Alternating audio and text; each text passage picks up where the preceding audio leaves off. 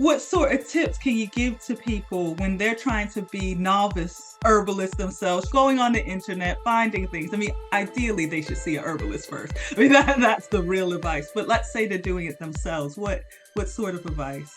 Okay, well, a couple of things I think. A good rule of thumb is really, well, firstly, it's what herbs do you want to take? What is it that you're trying to get relief from?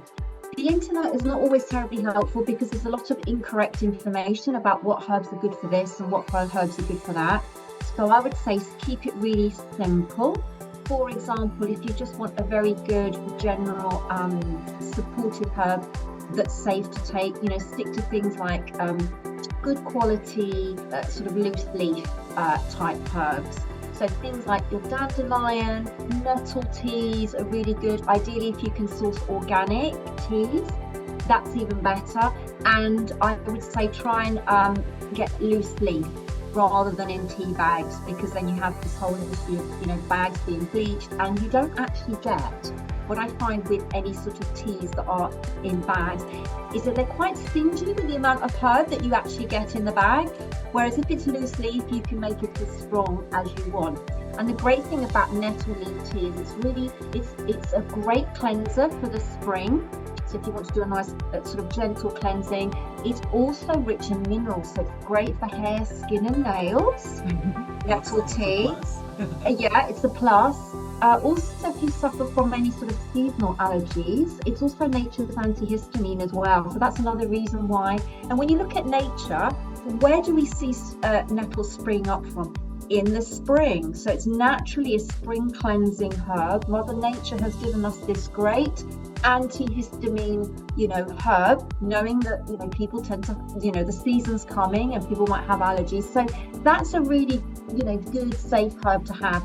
A couple of other tips. The thing about tinctures is that they really vary in quality. So I think it is probably best to go to either check with your herbalist, because often the strength of the tinctures are not very strong, those that are available for public sale. And that's to do with, various regulations and various other things that are not very interesting for the lay person.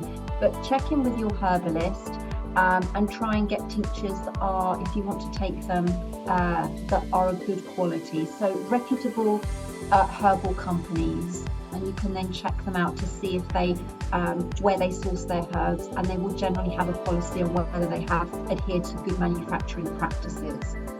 So those are probably the best bet, I would say. But rather than take lots and lots of herbs, think about what is it you need, what's your health concern, and then look at sourcing the appropriate herb for that. But really, diet and lifestyle is key as well. So there's no point taking really lovely, gorgeous herbal teas that support your health if you're leading a rock and roll lifestyle. So Exactly. it has to be both.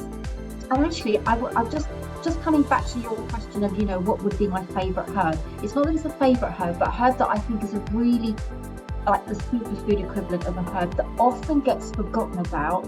And the reason I really love it, because it's so accessible. We find it in our kitchen cupboard, and I would say garlic. Garlic is a potent antibacterial, it's an antiviral, and it's antifungal, and it's in our kitchens. It's easily accessible. So I'd say that's a really good, cure-all herb as a first port of call, really. So, colds, flus, any kind of infections that you might have as well. So that's a good tip, actually. You don't need to go to far off places to find medicines, herbal medicines. Most people have got garlic. We might have ginger as well, which is another really great healing herb, really warming, great for digestion. Most of us have got peppermint tea maybe in the cupboard. That's another great herb for digestion. After we've had a very heavy meal, or if you get sort of, like a lot of colic or wind as well. But if you have acid reflux, if you suffer from acid reflux, you're better off going for chamomile rather than peppermint.